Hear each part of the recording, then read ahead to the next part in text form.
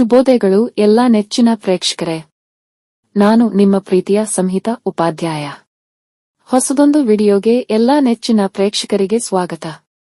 ಮಾನ್ಯ ವೀಕ್ಷಕರೇ, ಈಯೊಂದು ವಿಡಿಯೋ ಬಂದು ಗೃಹಲಕ್ಷ್ಮಿ ಯೋಜನೆಗೆ ಸಂಬಂಧಿಸಿದಂತೆ ಅತಿ ಮುಖ್ಯವಾದ ಅಪ್ಡೇಟ್ ದೊರಕಿದ್ದು, ಆದರೆ ಅದಕ್ಕೂ ಮುನ್ನ ಎಲ್ಲಾ ನನ್ನ ಪ್ರೀತಿಯ ವೀಕ್ಷಕರಲ್ಲಿ ನನ್ನದೊಂದು ವಿನಂತಿ, ನಿಮ್ಮಲ್ಲಿ ನನ್ನದೊಂದು ಕಳಕಳಿಯ ಬೇಡಿಕೆ.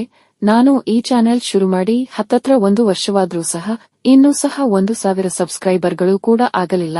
ಪ್ರತಿ ಬಾರಿಯೂ ಕೂಡ ಪ್ರತಿಯೊಂದು ವಿಡಿಯೋ ಅಪ್ಲೋಡ್ ಮಾಡಿದ ನಂತರ ಸಾಕಷ್ಟು ಜನ ವಿಡಿಯೋ ನೋಡುವರು, ಆದ್ರೆ ಅದರಲ್ಲಿ ಕೇವಲ ಒಬ್ಬರೋ ಇಬ್ಬರೋ ಸಬ್ಸ್ಕ್ರೈಬ್ ಮಾಡುವರಷ್ಟೇ ಹೊರತು ಬೇರೆ ಎಲ್ಲರೂ ಕೇವಲ ವಿಡಿಯೋ ಮಾತ್ರ ನೋಡುವರು.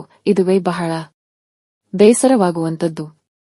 ನನ್ನ ಪ್ರೀತಿಯ ಪ್ರೇಕ್ಷಕರೇ, ನಿಮ್ಮಲ್ಲಿ ಕಳಕಳಿಯಾಗಿ ಬೇಡಿಕೊಳ್ಳುವ ಒಂದು ವಿಚಾರ, ಪ್ಲೀಸ್ ದಯವಿಟ್ಟು ನಮ್ಮ ಚಾನೆಲ್ಗೆ ಸಬ್ಸ್ಕ್ರೈಬ್ ಮಾಡಿ ನನಗೆ ನಿಮ್ಮ ಪ್ರೋತ್ಸಾಹವನ್ನು ತಿಳಿಸಿ.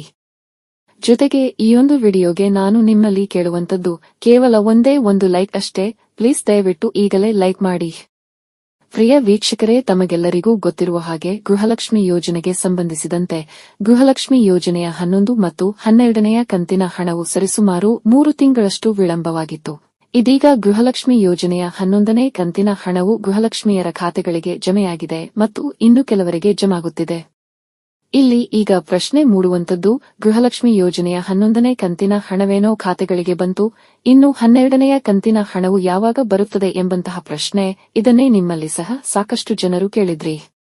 ಇದಕ್ಕೆ ಉತ್ತರ ಇಷ್ಟೇ ಮಾನ್ಯ ವೀಕ್ಷಕರೇ, ನಾವೆಲ್ಲರೂ ಊಹಿಸಿದಂತೆ ಗೃಹಲಕ್ಷ್ಮಿ ಯೋಜನೆಯ 11ನೇ ಮತ್ತು 12ನೆಯ ಕಂತಿನ ಹಣವು ಒಟ್ಟಾಗಿ ಒಂದೇ ಸಮನೆ 4,000 ರೂಪಾಯಿಗಳು ಬರುತ್ತದೆ ಎಂಬುದು ನಮ್ಮೆಲ್ಲರಲ್ಲಿಯೂ ಇದ್ದಂತಹ ಮತ್ತು ಜೊತೆಗೆ ಸರ್ಕಾರದ ಮೂಲಗಳಿಂದಲೂ ಸಿಕ್ಕಿದಂತಹ ಮಾಹಿತಿಯಾಗಿತ್ತು.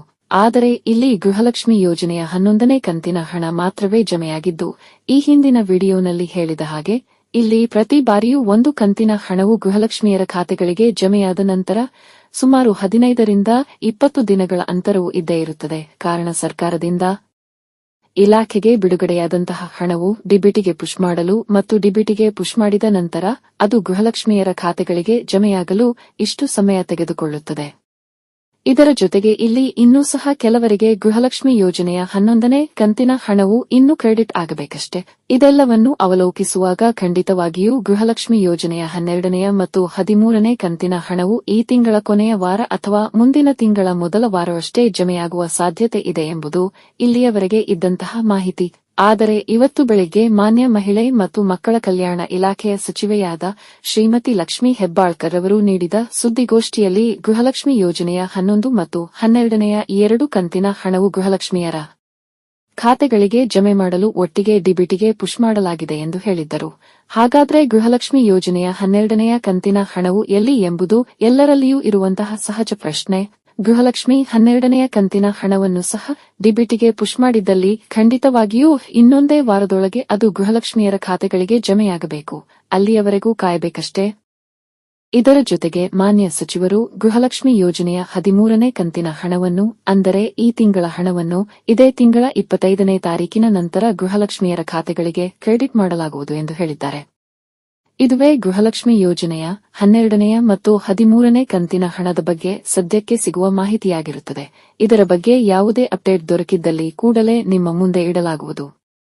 ಮಾನ್ಯ ವೀಕ್ಷಕರೇ, ಇದಿಷ್ಟು ಈಯೊಂದು ವಿಡಿಯೋನಲ್ಲಿ. ನೀವೇನು ನಮ್ಮ ಚಾನೆಲ್ಗೆ ಹೊಸದಾಗಿ ಬಂದವರಾದರೆ ಅಥವಾ ಇನ್ನೂ ಸಹ ನಮ್ಮ ಚಾನೆಲ್ಗೆ ಸಬ್ಸ್ಕ್ರೈಬ್ ಆಗದಿದ್ದರೆ ದಯವಿಟ್ಟು ಸಬ್ಸ್ಕ್ರೈಬ್ ಮಾಡಿ ನಿಮ್ಮ ಪ್ರೋತ್ಸಾಹವನ್ನು ತಿಳಿಸಿ. ಸಿಗುವ ಮುಂದಿನ ವಿಡಿಯೋನಲ್ಲಿ ಎಲ್ಲರಿಗೂ ಶುಭವಾಗಲಿ. ಇಂತಿ ನಿಮ್ಮ ಸಂಹಿತಾ ಉಪಾಧ್ಯಾಯ.